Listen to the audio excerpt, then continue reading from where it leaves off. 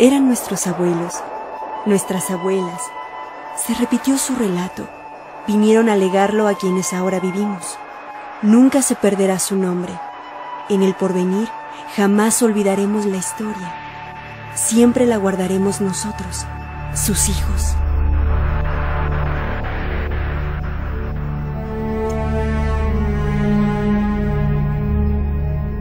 Hace 40.000 años, un grupo de seres humanos que migraba por el norte de Asia descubrió un nuevo continente, América. Al continuar su éxodo en busca de mejores climas, esas personas llegaron al territorio que hoy conocemos como México, al que los investigadores llaman Mesoamérica.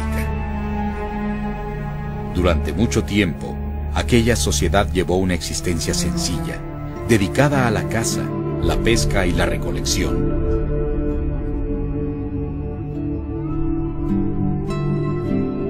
Poco a poco, aprendieron a cultivar el maíz y a confeccionar objetos de cerámica. Se tornaron sedentarios y comenzaron a construir refugios permanentes.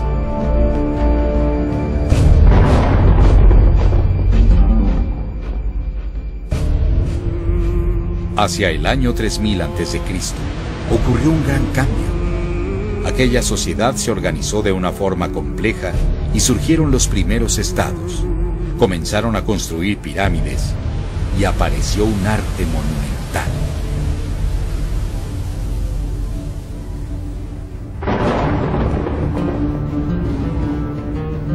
¿Qué hizo posible este dramático cambio? Según han descubierto los arqueólogos, se debió a la irrupción de un pueblo nuevo en el escenario mesoamericano. No se sabe cómo se llamaban a sí mismos. En la actualidad, los conocemos como olmecas, que significa hombres de la costa del Hule. Tampoco se sabe qué lengua hablaban, pero sí que tenían una escritura desarrollada que fue la raíz de la escritura maya. En pocos siglos, los olmecas integraron el territorio mesoamericano a través del comercio y otras actividades pacíficas. Hasta donde sabemos, no emplearon la violencia, forjando su inmenso imperio sobre principios culturales y religiosos. Ellos fueron los creadores del culto al guerrero ocelote, que habría de mantenerse hasta la caída del Imperio Mexica. A partir de los olmecas, los pueblos de Mesoamérica continuaron desarrollándose en diversos aspectos de la cultura, tales como la arquitectura, la escultura, las artes plásticas, la orfebrería, la escritura y la confección de códices, el calendario y las matemáticas. En particular, las matemáticas alcanzaron un prodigioso desarrollo. Se basaban en los conceptos del cero y el orden por posiciones, los cuales no fueron conocidos por los europeos sino hasta 1000 años más tarde. Donde mejor se manifiesta el carácter de la civilización mesoamericana es en la religión.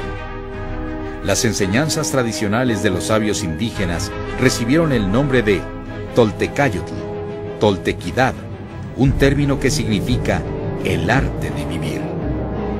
Todos los mesoamericanos cultos llegaron a ser conocidos como toltecas.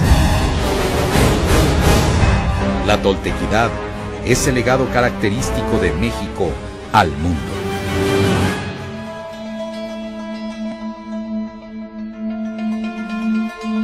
Si en el viejo mundo tuvieron el Tao, el hinduismo y el budismo, nosotros tenemos la Toltecayotl, el pensamiento filosófico del México antiguo. Si otras civilizaciones tuvieron a Zoroastro, Hermes, Buda, nosotros tenemos a Quetzalcóatl. Los mesoamericanos creían que el universo es producto de dos fuerzas que se equilibran para producir la manifestación de las cosas.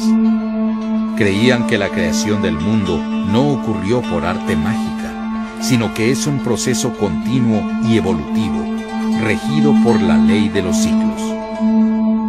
La personificación de estas fuerzas era Ometeotl, cuyo nombre significa Divina Dual Trinidad. El universo y las fuerzas que lo sostienen se representaba mediante el símbolo del juego de pelota, en el cual dos equipos de jugadores asumían el papel de los dioses y se disputaban un balón que era la tierra. Otra forma de representar las mismas creencias era mediante una ceremonia llamada la Guerra Florida, en la cual el individuo se enfrentaba a sí mismo en un combate contra sus debilidades. Esta cosmogonía se centró en la serpiente emplumada, una deidad a la cual pueblos de habla náhuatl llamaron Quetzalcóatl. ¿Qué significa ese nombre? Quetzalcóatl es la representación de las fuerzas del universo, la integración de la materia y el espíritu, la luz y la oscuridad, el frío y el calor. En el ser humano, Quetzalcóatl es la lucha entre nuestras tendencias animales y la aspiración hacia lo sublime. Quetzalcóatl también simboliza la sucesión de los ciclos en la naturaleza. Debido a eso, era el patrón del calendario.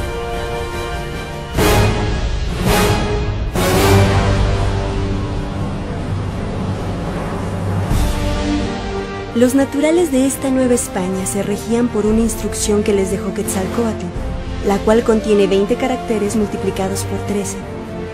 En esta materia se puede conjeturar la habilidad de esta gente, porque contiene cosas muy delicadas.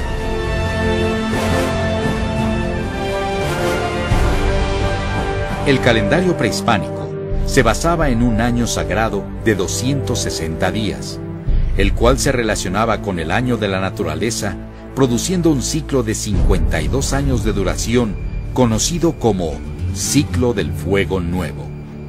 Con este sistema, los mesoamericanos consiguieron una exactitud tal que para que su calendario se desfasara con el cielo, habrían tenido que pasar más de 9000 años. La historia de Mesoamérica recuerda la presencia de numerosos mensajeros de Quetzalcóatl. El más apreciado de ellos fue Céacatl Topiltzin, nuestro señor Uno Caña, un joven tolteca que llegó a ser rey de la ciudad de Tula. Cuenta la leyenda que Topiltzin nació en un lugar cercano al pueblo de Tepoztlán, en el actual estado de Morelos, el año 947. Su nacimiento estuvo rodeado de milagros. Fue anunciado a su madre por un pez cuando ella aún era virgen. En cuanto nació, las parteras trataron de matarlo arrojándolo al agua, pero el niño sobrevivió y fue criado en secreto por sus abuelos. A los 13 años de edad, el joven Topiltzin fue enviado a estudiar a la ciudad de Xochicalco. En el año 977 después de Cristo, fue elegido rey de Tula. Según se afirma, era un hombre pacífico, muy religioso, que pasaba largas horas de meditación y penitencia a fin de descifrar el sentido de nuestra existencia.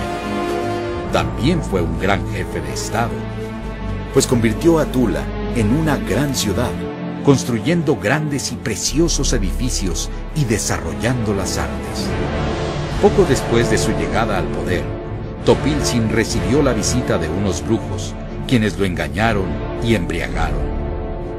Después de esto se sintió tan avergonzado que abandonó el reino de Tula y se fue a vagar por la tierra. Durante años, el rey errante visitó los pueblos más diversos, aprendiendo de las costumbres y creencias. Finalmente, llegó a la ciudad maya de Chichén Itzá, donde pidió refugio.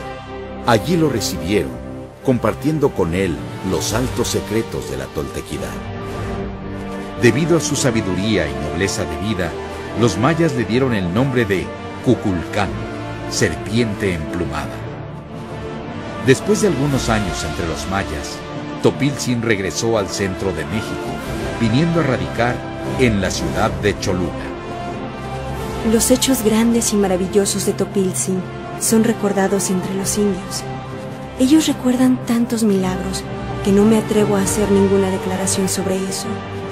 Sin embargo, la historia de su vida me ha impresionado grandemente y me ha conducido a creer que, puesto que los naturales son criaturas de Dios, capaces de salvación, Él no puede haberlos dejado sin un profeta, y ese profeta fue Topiltzin. Las enseñanzas de Topiltzin fueron recopiladas en un libro llamado Huehuetlatoli, Antiguas Palabras. En la actualidad, ese libro se ha perdido, pero quedaron fragmentos, entre los cuales encontramos enseñanzas como las siguientes. El tolteca es sabio, es una lumbre, hace sabios los rostros ajenos, les hace tomar corazón, no pasa por encima de las cosas, se detiene, reflexiona, observa. Evita los extremos, mantente en el medio, porque solo en el medio existe la función social, la condición honorable. Ayudaos mutuamente en la necesidad. Mirad que es una vuestra carne y una vuestra humanidad.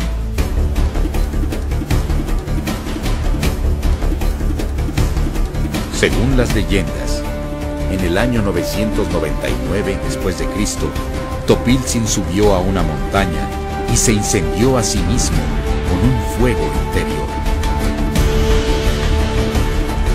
Según sabían, fue al cielo. Y dicen los viejos que cuando murió, durante 4 días no apareció, pues fue a morar entre los muertos.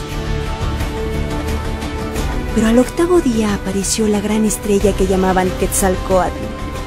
Añadían que fue entonces cuando se entronizó como señor. Pero la partida de Topiltzin no fue definitiva. Según afirma un poema mexica, algunos años después apareció nuevamente.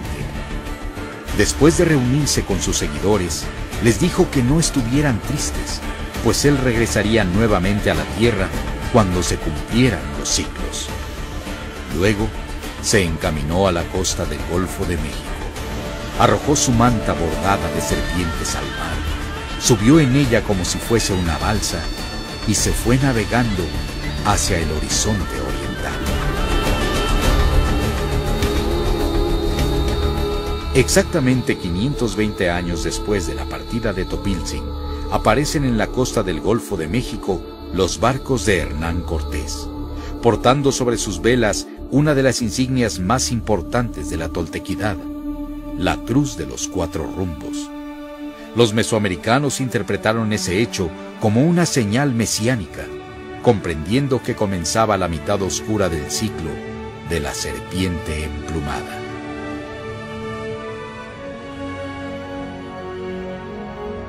La trascendencia de Quetzalcóatl radica en su mensaje. La era de Quetzalcóatl es la del advenimiento del alma, del centro unificador, que es la esencia misma de todo pensamiento religioso.